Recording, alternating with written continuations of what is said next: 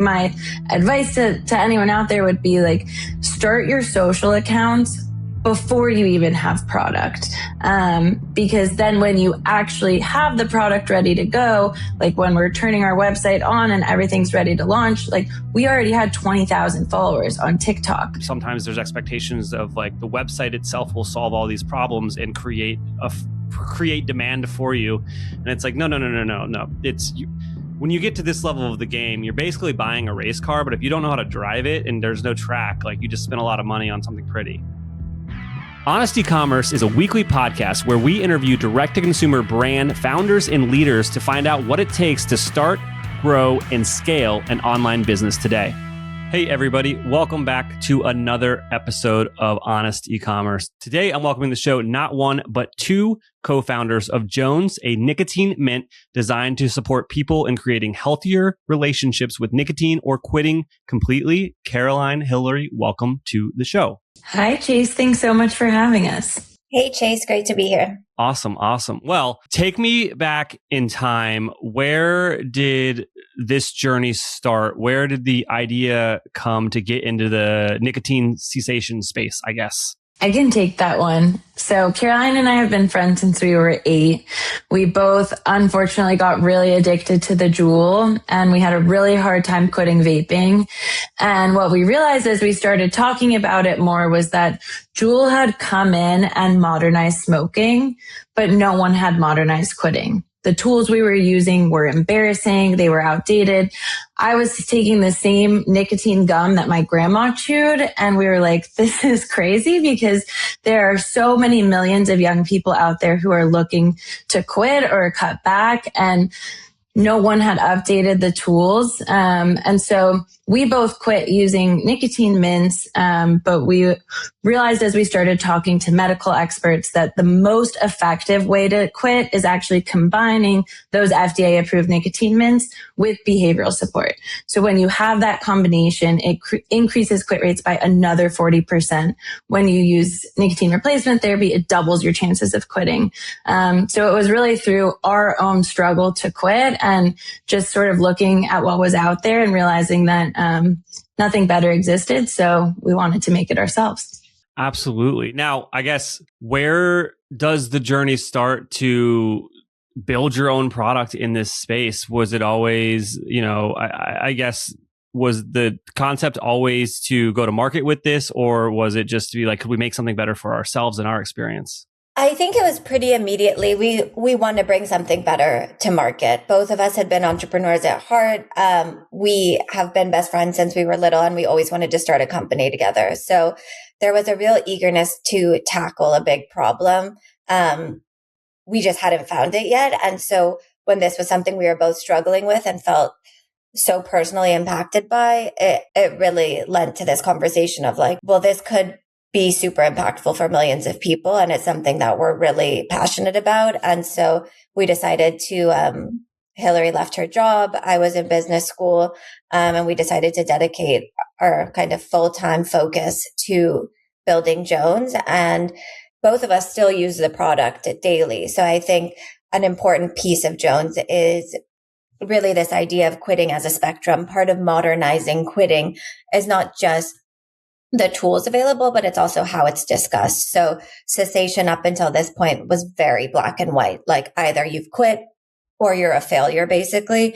And a lot of how we wanted to bring the product to market was through a judgment-free lens. So quitting really is whatever you need to make healthier decisions. In the same way, people eat sweets sometimes. It's okay to use nicotine as long as you're happy with your relationship with it. So whether it's like, I'm okay to have an occasional cigarette on the weekends, but during the work week, I don't want to smoke, we will support you. And you absolutely are considered a quitter because you're making healthier and better choices for yourself. So I think that's been a big part of Jones, is like creating a real umbrella of kind of acceptance to different people's journeys and where they are with their relationship with nicotine. Yeah. I mean, that's just from like the psychological, philosophical lens. That is a fantastic way to view everything in life, any vices you have or whatever. I think people get caught up in that binary thing where if they fall. Like even building healthier habits, going to the gym. Oh, I didn't go to the gym. Now I'm done with that. I'm never going to do it again. No, your goal should just be getting better. And I think that I applaud that you're trying to do that with what your product is looking to solve. But I just think in general, everybody should definitely give themselves a break. And as long as you're making strides to do things better in your life, you're doing it. Totally. I mean, that was a big piece of it is we use these products. And so we saw a huge improvement. If we were just not vaping every single day, that was a massive win. And the fact that we were being told like, this is a massive slip up, it's a failure, was something that just did not resonate with a modern user. So rewards for progress are definitely part of this. And one of the things we say a lot at Jones is progress, not perfection. So it's a big part of the brand. I love that. Yeah. And I would just add that whole philosophy is really built into our community and into the daily questions that we ask our users. Like, we have our nicotine mints, which are really effective, but we also have this whole community inside of our app.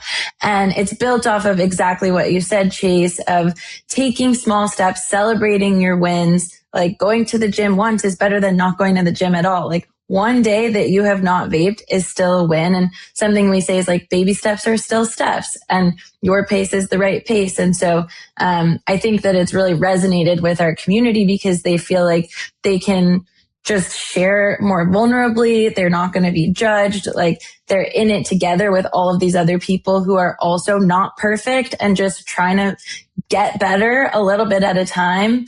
So I think that strategy has just made people feel like more open and just like really engaged in the community. Do you know what's going on with Klaviyo? When is the last time you explored what it can do? Klaviyo has been shipping tons of new AI, data, and automation features designed to help e-commerce teams move faster, personalize better, and automate more of the work that used to take entire teams. Most brands are only using a fraction of what is already inside their Klaviyo account. Klaviyo is not just email and SMS anymore. It is your customer data platform, your lifecycle marketing engine, your analytics layer, and now your AI-assisted execution layer all in one place. That means your customer data updates in real time. Your segments stay current automatically. Your flows and campaigns all run off the same source of truth.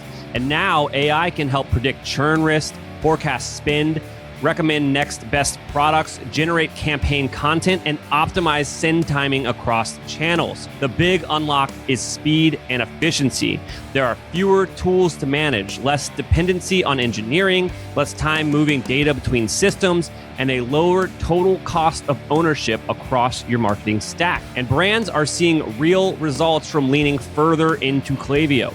Dollar Shave Club has reported over 30% reduction in total CRM stack costs after consolidating onto Klaviyo. Brands like Third Love have seen a 15x ROI from SMS after consolidating channels. And companies like Corksicle have grown flow revenue over 90% after bringing email and SMS together inside Klaviyo. Across our customer base, almost every single brand we work with today is using Klaviyo. That is just where serious e-commerce customer data and lifecycle infrastructures are living these days. If you're already on Klaviyo, but you feel like you're not getting everything you can out of it, or you're just running multiple tools and want to simplify without losing power, I think this is worth your time. You should head on over to klaviyo.com/honest to learn more. That's KLAVIYO.com/honest to learn more about what Klaviyo can do for you today. Let's talk about the beginning of, how to start a business 101. Like what were we doing? What were those actions that we were taking? I don't want to even begin to guess, especially with a product that's probably regulated like nicotine. So we like to call it get out of the building. So from the moment we started talking about this, Hilary and I decided like the best place to start is getting feedback that's not just our own echo chamber. So starting to talk to potential customers. So getting outside of our own apartments and really meeting young people where they were, shopping for vapes, standing outside of vape shops, asking people like, what are you getting today? How much are you spending on that? How frequently do you get a vape? And really starting to talk through, do you want to be vaping? Do you want to be smoking? Are you using pouches? Like collecting as much information as you possibly could about all of the people and all of their struggles with the products. One of the things that became immediately obvious is And there's data out there. 86% of people who vape or smoke self-report wanting to quit. So it's clear that there's vast majority of people using these products don't want to be dependent on them long term, but just don't have the tools available to them to quit. So I think we started by conducting hundreds and hundreds of customer interviews and really understanding the pain points when people decided to actually take action on that next step. So we know most people want to quit, but what are the turning points that actually make you decide, you know what, this is now an activation point where I'm ready to quit tomorrow. Tomorrow's the day I want to do it. So really starting to understand how people behaved and why they behaved these certain ways and working towards a product that could help solve those real life problems. You said hundreds and hundreds of interviews. How many weeks or months or years? I just want to talk about how much research you were doing before you even started to noodle on what would end up being your Mint product. I can jump in. So we spent a whole summer doing hundreds of customer interviews. We did an accelerator program at NYU, and in order to even get into that accelerator, you had to participate in these like startup sprints where you were doing like 100 to 200 interviews in 2 weeks. And then when we did the accelerator, it's just this like really dedicated heads down time where you are on a weekly basis coming up with hypotheses of like, what are the biggest risks of the business? What assumptions are we making? Who do we think our target customer is? How do we think we're going to reach them? Then you go talk to customers, you validate or invalidate those hypotheses, and then you make new ones for the next week. So we spent like a 2.5, 3 months doing this every single week. And by the end of that, we came to the conclusion of what our product should be, how big was this problem, and that actually set us up really well going into our pre-seed fundraise. And I think some interesting learnings from all of those hundreds of interviews were that initially we thought we were just going to have a nicotine mint. But then as we talked to customers, we realized they were feeling really isolated. They didn't know how much they were using or what was the right amount to use. Like the instructions on the mint were confusing, especially if you vape and not smoke. It's all about smoking. So I think we learned from our customers really quickly that they needed personalized support and a step down plan because having the plan really helped. They wanted community around it. So like, as we started touching on that, we were like, well, maybe it can be a chatbot. So then I'm like pretending to be a chatbot because this was before ChatGPT was announced. Like I'm like setting up a little Wizard of Oz texting with customers. And then they kept asking like, could this be a group chat? Like I want to connect with other people. So we learned actually this should be an app and a community where you can connect. And then I think we also realized that people just really wanted to quit and they wanted to do it in a way that wasn't embarrassing, that they could like still feel like they could take this out at the dinner table, at work, and not feel shame around it. So by the end of the accelerator, we like had a pitch deck. We went into our pre-seed fundraise and we had all of these customer insights that we gathered pretty quickly. And one thing I'll add there is we continue to do customer interviews. So that was very much not something isolated to like those 12 weeks. Hilary this morning sent me like, look at this amazing analysis that we did on all these customer interviews we had last week. So I think it's just important to, at any stage of building, continue really making that a priority. The best way to get feedback. Absolutely. This is the second conversation today I've had that's going to end up on the podcast where we were talking about customer interviews. It's such a powerful thing. Everybody go do more of them, especially I'm talking to you, the person right now that has this idea that you aren't moving forward yet. Just go talk to a dozen people you don't know about that idea. Like that's the next step for you. All right. So you're armed with this pitch deck. You're going out and raising some money. You don't have a product yet. Like when do you make a product? Yes. We were like, okay, how are we going to pitch this? We don't have a product yet. What we decided we could do really quickly was spin up proof of concept and the fact that people wanted this. So we made a website with a waitlist on it and just started seeing kind of if we drive a little bit of Google spend on search for terms like quit vaping, quitting pouches, how many people would actually interact with this website that has a pretty limited amount of information and say, you know what, I'm going to give you my email. I want to learn more. And within a week of spinning that up, we had 600 people on the wait list. How much money did you spend? $200. And also what you're doing there isn't, unique. I've heard many startup stories where it's just like, make a fake thing, put it to a fake page, and see if people are interested in it. How much did that $200 spend help you guys land in your pre-seed round, if you're allowed to share those numbers? We raised 1.25 million. So it was definitely worthwhile, those $200. But I think it was proof of concept, a little bit of demand, starting to spin up socials early and build a social following, even if we didn't have a product, showing that people could really relate to the problem we were facing and that we could speak to them really effectively because we had the same problem that they did. So having customer empathy, I think, really came through on our social channels and helped us build up a bit of a following.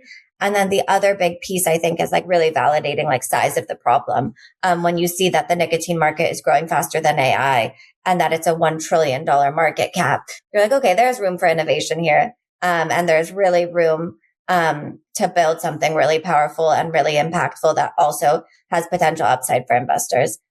So I think all those things came together nicely. I have been in business for nearly 20 years, and very few companies I have hired in that time have performed as well as Electric Eye. They have knowledgeable staff, and our project was delivered on time and on budget. Electric Eye has exceeded my expectations, and I look forward to working with them again. That is a direct quote from one of our clients at Electric Eye. Electric Eye is a Shopify Plus partner that has helped over 100 brands migrate, redesign, and optimize their stores since 2016. If you'd like to increase your conversion rate, average order value, and revenue per session, we are the true Shopify experts you've been looking for. Right now, we're offering a free diagnostic to qualified brands that reach out and mention the podcast. Visit electriceye.io today to schedule a call and send us a message. Find out why we have over 50 5-star reviews in the Shopify partner directory. Again, that's electriceye.io, electriceye.io. In addition to the little bit of spend driving people to that page, I will also add to the listeners out there who are trying to get started, do things that don't scale. Like you've probably heard this before, but we also created a mailing list of every single person we've ever emailed. I'm talking ex-boyfriends, middle school teachers, like every single person we know, we sent out an email blast and a text message to. So we like found some tool that would help us take our contact list. And as soon as we sent that out, we had 600 followers on our Instagram. And so I think it was building out this wait list. And then it was the next step was building out a social following, and just starting to post to our socials, not about products at all, just conversations about nicotine, going out on the street being like, what do you think of vaping? What's the craziest thing you've seen someone do for a vape? And over time, as we were like trying to build up this proof of concept to go into a fundraise and to really validate, like, is there a market here? Those like sort of hacky things in the beginning that like, you can really only do that once, but it helped us get to that first level of validation that like, okay, people are behind this and they're excited about it. Absolutely. Now, how far from, I'm assuming it was probably around the time of the incubator where, you know, this idea really took hold. You know, how far from that moment in time did it take you to actually get like your first sample of what will be your flagship product, the Mint? A year and a half. It took a really long time. Of course, you're dealing with the FDA, so I would say there are a lot simpler products that you can get a sample of much more quickly. This is a highly regulated product. That being said, Hilary alluded to like her Wizard of Oz text messaging and like first versions of the app. And those came together really quickly. We had a V1 of that probably a month and a half after the accelerator of like her interacting with real customers on the behavioral support piece, understanding what questions people were asking, what type of support they wanted from community. And then, so that was probably September, October. By the time we had that, we had an MVP of the app live by December. So we were moving really quickly on the behavioral support piece, and the actual FDA piece took some time. Yeah, I've never heard the government moves fast. Hey everybody, just a quick reminder, please like this video and subscribe if you haven't. We're releasing interviews like this every week, so don't miss out. Now back to the interview.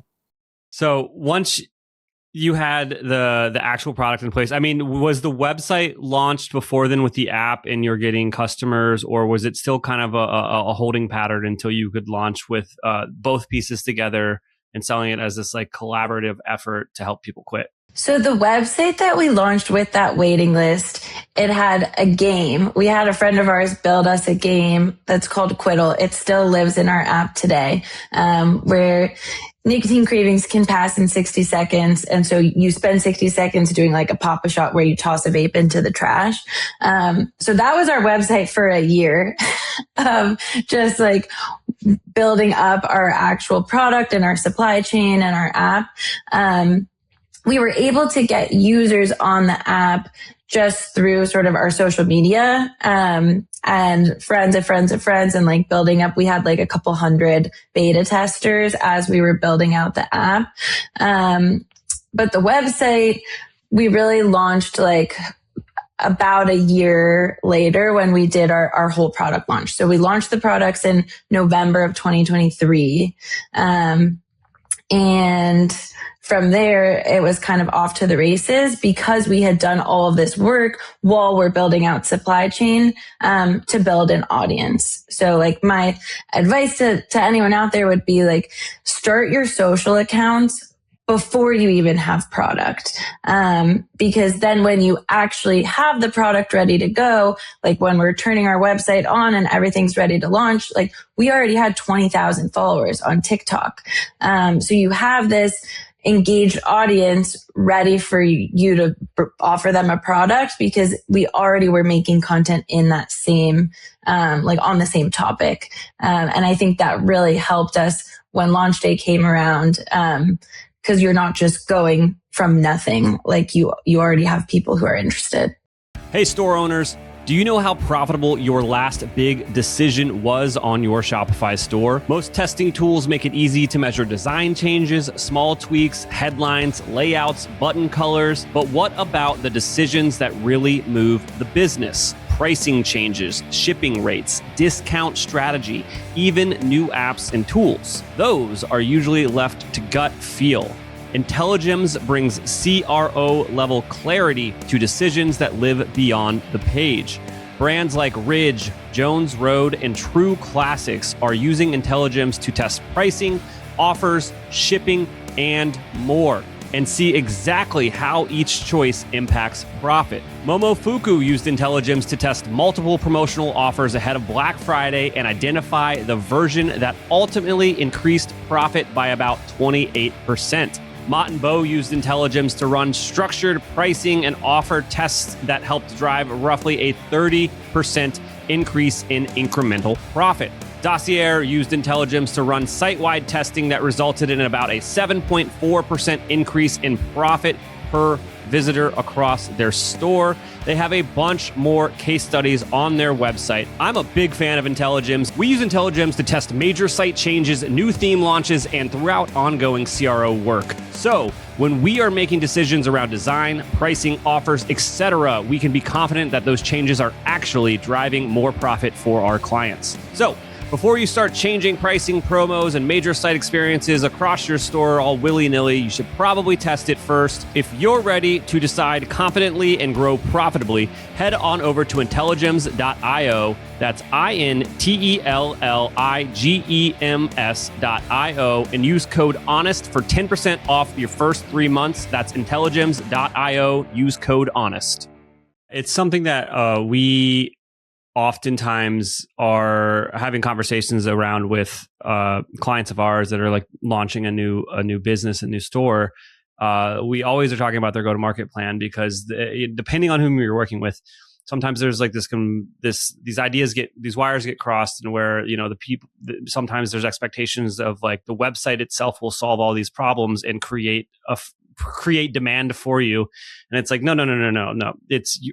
When you get to this level of the game, you're basically buying a race car, but if you don't know how to drive it and there's no track, like you just spend a lot of money on something pretty. So it's always something that we're bringing up and talking to people. It's like, what happens when this is done and it's beautiful and it can work, how are you going to make it work? Which is, how are you driving traffic? Do you have an audience you're going to launch with? Do you have influencer partners that are going to talk about this? Do you have $100,000 a month to spend on meta ads? Like, what are you doing after this thing will work? I think that was something we really learned the hard way, is we had invested so heavily in building organic community, and our whole hypothesis was like, fantastic. Month one, I remember our forecasted revenue goal so vividly. And I'm like, of course we're going to crush it. We have 20,000 followers, like no question.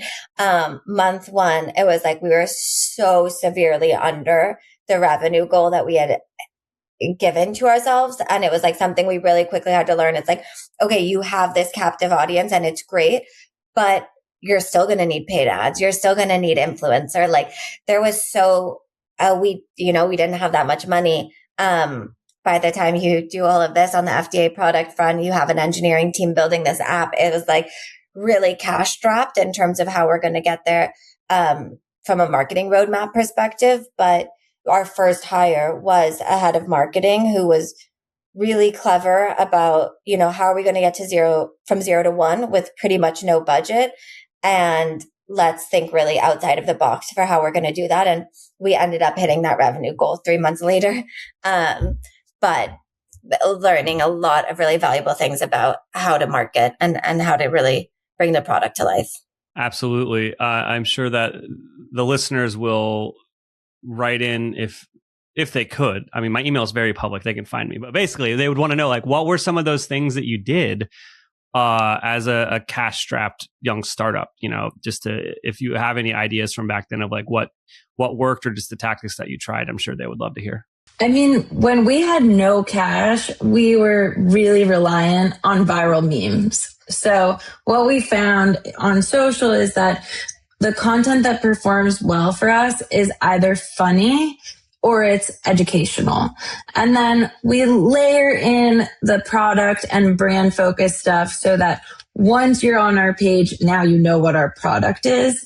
But if you're just trying to get started and like get some people on your page and eyeballs on your page, especially the way that the algorithm has adapted to TikTok and just kind of a new way of consuming content, you don't have to have a lot of followers to have content go viral. You just need to have content that is actually engaging, that people want to pay attention to and send to their friends. And either they laugh about it or they're like, oh, this is so interesting, I didn't know this. So I think in addition to the small amount of digital ads that we were able to do in the beginning, most of our web traffic was really coming from organic viral content. And I think that we were able to produce that content because we were vapors. Like, we know what it's like to freak out because you can't find your vape, or like be on a road trip and be like, oh my God, my vape died, pull over right now. Like, we need to go to the gas station. So we would make content about funny stuff like that was really relatable to people who also use nicotine. And so I think that, like, in conjunction with your traditional digital ad strategy, was what allowed us to keep our marketing budget really, really low. What we've seen recently, like our company calls it the meta beast, is that digital ads require a lot more content today than they did before. Like, you just need so much variation on content. So we would have probably not been able to like run digital ads the same way we did back then. But I think if you're going to take away one thing, it's like putting out that top of funnel content that's actually entertaining, as opposed to just like talking about the product all the time. The other thing I'll add there was something we learned pretty quickly, and something I'd recommend to people who are going out and trying this for the first time, is like, what we learned after launching the product is a huge piece of the community who had been following us and enjoying our content was totally different than our target customer. And that was something that we weren't sure of. We didn't know if it was going to lean female or male, or who our core demographics were. And we found that like it actually skewed much older than we had anticipated when we were building the product. We knew that like so many Gen Zers were vaping, that was really our gut, was like, we're building a social media following of mainly Gen Z. We anticipate that that's going to be the biggest demographic for this, even though Hilary and I are young millennials. We're like, this is who's going to want the product. This is what all of our social media following was geared towards. And within a few months of launching the product, it was really clear that our demographic actually skewed much older. It's more, late or young millennials, kind of 30 to 40-year-olds who were really serious about quitting, and they weren't like in the throes of their partying youth. And they were like, those people want to quit too, but they're not quite as ready to really commit to a program and to working on the behavioral health side. And so I think that was a big learning, was like, okay, great. We have this social following, but the people buying the product are a different age group. And so we actually have to shift how we're thinking about content and advertising a bit. Before we go, is there anything I didn't ask you about that you think would resonate with our audience? I think maybe one piece about Jones that's interesting that we didn't get a chance to talk about is the fact that we took a product that was traditionally a medical product, like nicotine replacement therapy is in the pharmacy aisle in super clinical packaging, and flipping that into a wellness product.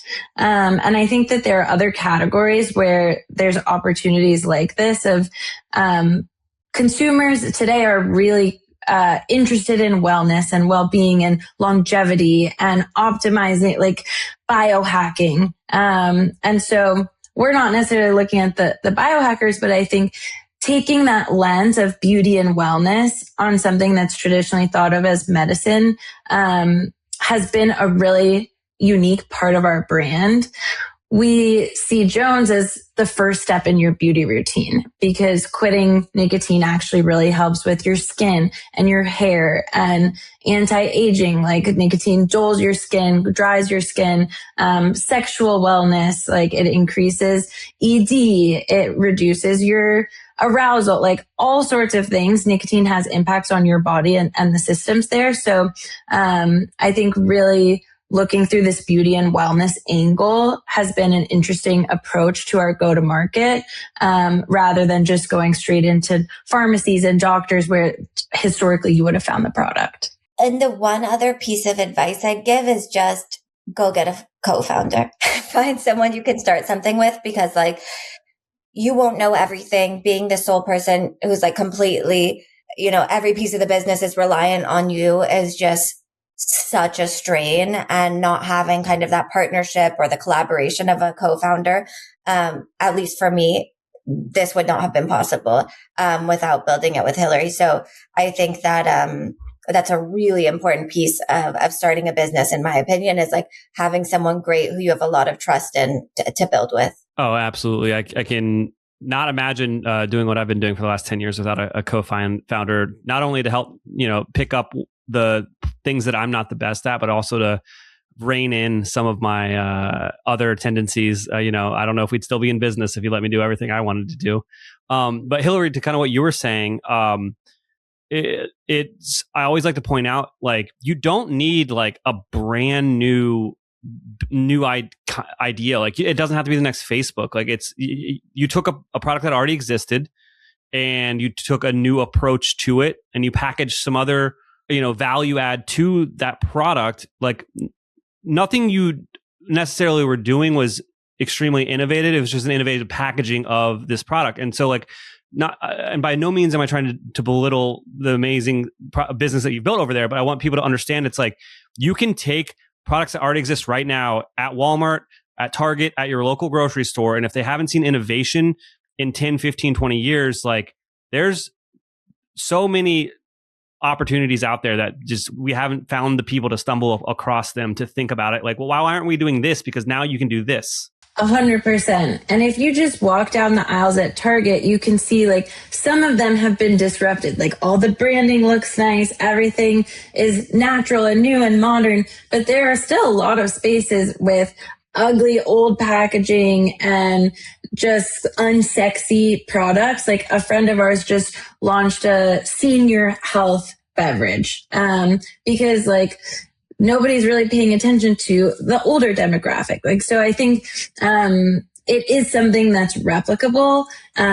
It's just understanding like, what is the core problem for this consumer? How can we make this product offering better? And like, what needs are not being met in the market today? So I think you're right. It's like we didn't reinvent nicotine replacement therapy, but we really modernized it for today's consumer, and paired it with behavioral support and made it accessible and made it something that you actually feel proud to carry with you. And so I think that definitely could be done in other aisles. That's amazing. Now, for those that are listening to the podcast, maybe they want to quit vaping. Where should they go? What should they do? Quitwithjones.com. Follow us at Quit with Jones and take our quiz. You'll get a dependency level. It'll tell you how much nicotine you're using. And again, like, it doesn't have to be cold turkey tomorrow. You can quit at your own pace and you'll get a step down plan. And hopefully feel healthier and better about your choices and your habits. Absolutely. Hilary, Caroline, thank you so much for coming on the show today. Thank you so much, Chase. It was great. Thanks, Chase.